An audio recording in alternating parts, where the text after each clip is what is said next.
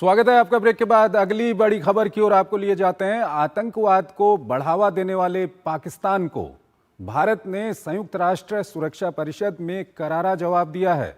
अफगानिस्तान पर पाकिस्तानी हमलों को लेकर भारत ने इस्लामाबाद को नफरत की संगठित फैक्ट्री बताते हुए उसकी नीतियों की कड़ी आलोचना की। भारत ने कहा है कि आतंकवाद के खिलाफ कार्रवाई के नाम पर पाकिस्तान आम नागरिकों को निशाना बना रहा है और अपनी नाकामियों को छिपाने के लिए झूठे नैरेटिव गढ़ रहा है।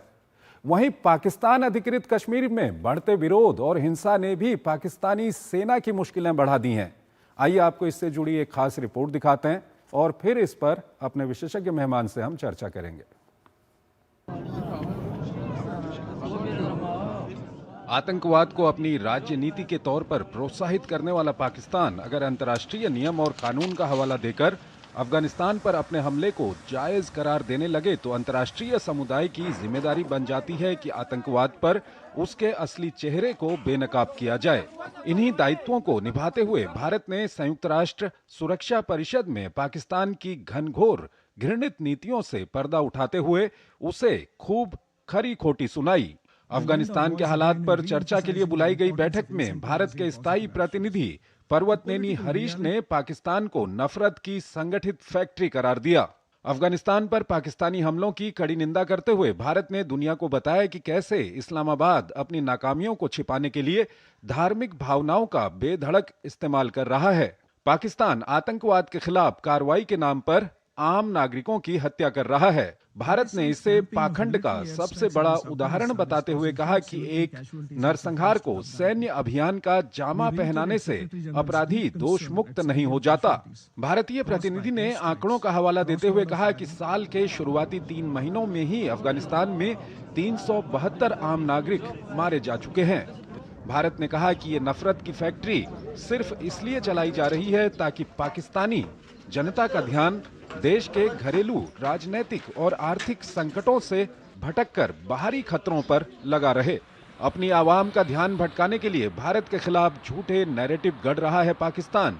बिना किसी सबूत के भारत पर आरोप लगाना पाकिस्तान की पुरानी आदत है। याद रहे, पाकिस्तान तालिबान सरकार पर टीटीपी समेत दूसरे संगठनों को पनाह देने का आरोप लगाता रहता है। इसी की आड़ में कई बार अफगानिस्तान में घुसकर हवाई हमले कर चुका है। पाकिस्तानी क्रूरता की गवाही का खुला सबूत काबुल में नशा मुक्ति केंद्र और अस्पताल पर हमला है, जिसमें कई लोग हताहत हुए थे। हालांकि तालिबान पाकिस्तान के आरोपों को खारिज करते रहा है। इस्लामाबाद की क्रूर नीतियों का एक उदाहरण पाकिस्तान अधिकृत कश्मीर है, जो पिछले कई दिनों से चल रहा है, जहां सेना प्रमुख आसिम मुनीर पर जनरल डायर का रूप धारण करने के आरोप लग रहे हैं। शोक सभा में जुटे लोगों पर डायरेक्ट एक्शन करते हुए दर्जनों लोगों को गोलियों से भून दिया गया। 27 लोगों के मारे जाने और 200 से अधिक लोगों के घायल होने की खबर है। शाहजेब हबीब नाम के एक प्रदर्शनकारी की रेंजर्स की गोलियों से मौत हो गई थी। उनके अंतिम संस्कार में शामिल होने के लिए लोग पहुंचे थे, तभी सुरक्षा बलों ने अंधाधुंध गोलियां खोल दी। कई दौर की वार्ता के विफल होने के बाद एक स्थानीय कमेटी ने अपनी मांगों को लेकर आज बंद का आह्वान किया है। हालात पाकिस्तान सेना के हाथ से निकलते जा रहे हैं। अशोक सज्जनहार हमारे साथ जुड़े हुए हैं, पूर्व वरिष्ठ राजनयिक हैं, विदेशी मामलों के जानकार हैं। उनसे हम इस मामले पर बातचीत करेंगे। अशोक जी, इस खबर में हमने 2 बड़ी खबरों को लिया है। एक तो अफगानिस्तान को लेकर के भारत ने जो पाकिस्तान को लताड़ लगाई है, क्या कुछ प्रतिक्रिया आपकी इस पर? जी आप बिल्कुल ठीक कह रहे हैं। देखिए, पहले जब आपको याद होगा 2021 में जब वहां पर तालिबान की सरकार आई थी काबुल में, अफगानिस्तान में, तो तब जो इमरान खान थे, पाकिस्तान के प्रधानमंत्री थे, उन्होंने कहा था जो अफगानिस्तान ने आज अपनी जो जंजीर थी, बेड़ियां थी गुलामी की, उनको उसने तोड़कर फिर से स्वतंत्र हो गया है, आजाद हो गया है। परंतु जिसको उसने तालिबान को जो वहां पर दिया था, सपोर्ट किया था, उसके साथ उसकी बहुत सारी अनबन हो गई है। तहरीक तालिबान पाकिस्तान, वहां पर जो उनकी सरकार है, पाकिस्तान की सरकार है, रावलपिंडी में, उनके विरुद्ध काम कर रहा है और वो दबाव डाल रहे हैं अफगान तालिबान के ऊपर, जो आप इनके जो एक्टिविटीज हैं वहां पर, इनके जो कार्रवाई है अफगानिस्तान में, उनके सेफ हेवन्स हैं, वहां से आप उनको बंद करिए। अफगानिस्तान ने कहा है हमारा इसका कुछ लेना देना नहीं है, ये आपका अंदरूनी मामला है और आप इस अंदरूनी मामले को अपने आप सुलझाइए।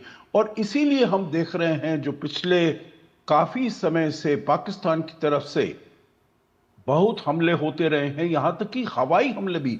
आपने अपनी एक रिपोर्ट में दिखाया है जो कैसे drug centre, anti narcotic centre में कैसे उन्होंने हमला किया और उन्होंने कहा इसमें खुफिया तरीके से कोई ना कोई ऐसे सिक्योरिटी ट्रेनिंग इंस्टॉलेशन वगैरह ऐसा चल रहा था, परंतु इसका कोई वो सबूत देने के लिए नहीं है। और दूसरी बात है, वो हमेशा ये कहते हैं चंद्रशेखर जी, जो इसके पीछे जो वहां पर हो रहा है, चाहे बलूचिस्तान में, खैबर पख्तूनख्वा में, सब जगह में, उसके पीछे भारत का हाथ है। एक नाम भी दे रखा है उन्होंने, कुछ फितना है हिंदुस्तान करके नाम देते हैं वहां पर। जी बिल्कुल बिल्कुल।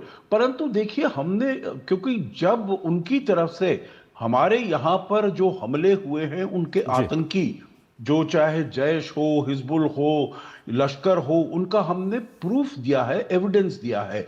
अभी तक पाकिस्तान कुछ भी एविडेंस, कुछ भी सबूत देने में नाकाम रहा है जो भारत किस तरीके से इसमें इन्वॉल्व है। अशोक जी, दूसरा ये पाकिस्तान ऑक्युपाइड कश्मीर में जो कुछ चल रहा है वहां पर, बिल्कुल वहां के जो लोग हैं उनके ऊपर बर्बरता कर रही है पाकिस्तान की पुलिस और सेना, इस पर क्या कुछ कहेंगे?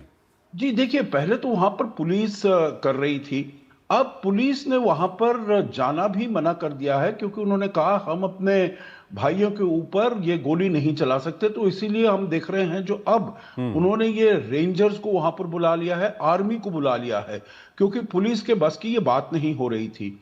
और वो हमने देखा है जो 27 अभी लोग मारे गए हैं। परंतु देखिए ये पहली बार नहीं है, वहां के हालात इतने खराब हैं, वहां पर इतने ज्यादा रिसोर्सेज हैं पाकिस्तान ऑक्युपाइड कश्मीर में और गिलगित बल्तिस्तान में, बड़े रिसोर्सेज हैं, चाहे वो वाटर रिसोर्सेज हो, मिनरल रिसोर्सेज हो, परंतु उसमें से जैसे बलूचिस्तान में उसका कोई फायदा उनके लोगों को नहीं मिल पा रहा है। सब वहां से वो पंजाब में चला जाता है।